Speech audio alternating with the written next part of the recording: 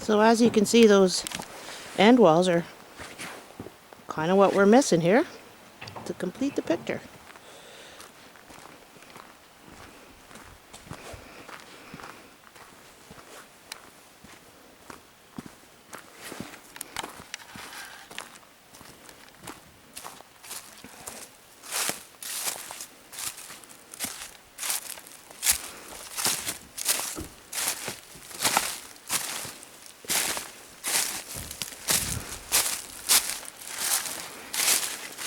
Yeah, we managed to install all the windows and doors, never having done it before. Hopefully they will, well, they all open and close, which is good.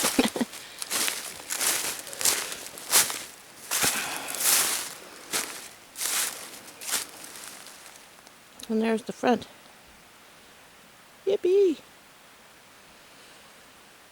I find they look very stark next to the logs, but once we have them all trimmed up and everything, I think it'll look great. Oh, and there's the basement one in the front.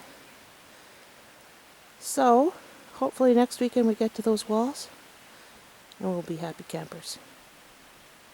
Until then, it's been fun.